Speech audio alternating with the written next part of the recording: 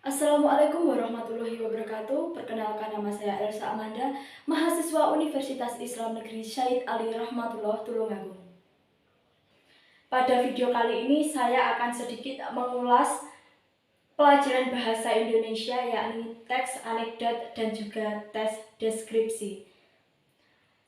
Setiap hari kerap kita mendengar ataupun membaca cerita-cerita lucu yang beredar di masyarakat. Salah satu cerita itu adalah teks anekdot. Apa sih teks anekdot itu? Teks anekdot merupakan karangan cerita singkat, menarik, lucu, dan mengesankan karena berisi tentang kritikan atau sindiran terhadap kebijakan layanan publik, pelaku penguasa, atau suatu fenomena berdasarkan kejadian yang sebenarnya. Hal ini disampaikan melalui lelucon sehingga tidak terkesan menyudutkan atau menghakimi pihak-pihak tertentu. Lalu apa saja sih ciri-ciri dalam teks anekdot itu? Yang pertama adalah bersifat menggelitik, yang berarti dalam teks tersebut pembaca akan merasa terhibur atas kelucuan di dalam teks tersebut. Yang kedua adalah bersifat humor atau lucu.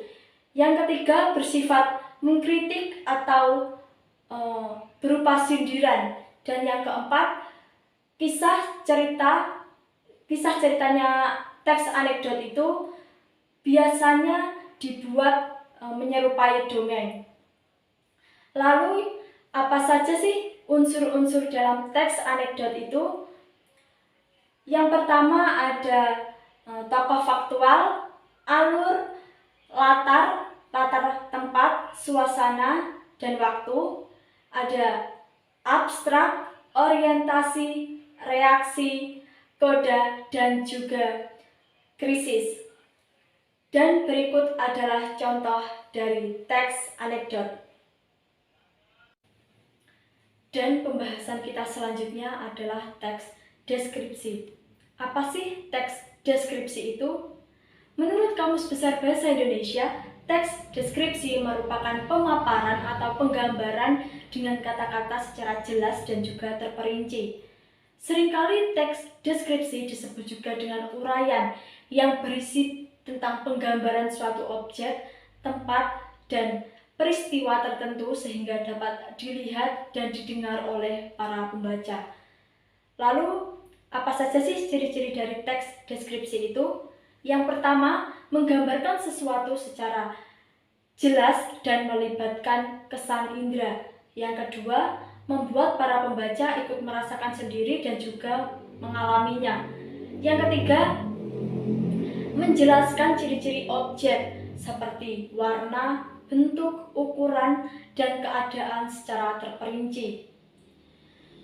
Selanjutnya adalah ciri-ciri dari kebahasaan teks deskripsi. Yang pertama, penggunaan kata baku. Yang kedua, penggunaan kata hubung. Yang ketiga, penggunaan kata berimbuhan. Dan yang keempat, penggunaan kata rujukan. Selanjutnya adalah struktur dari teks deskripsi. Yang pertama, identifikasi. Yang kedua, klasifikasi. Dan yang ketiga adalah deskripsi bagian. Berikut adalah contoh-contoh dari teks deskripsi. Sekian pembahasan video kali ini. Semoga apa yang saya sampaikan bisa bermanfaat untuk kita semua, dan apabila ada kurang lebihnya, saya pribadi mohon maaf yang sebesar-besarnya. Wassalamualaikum warahmatullahi wabarakatuh.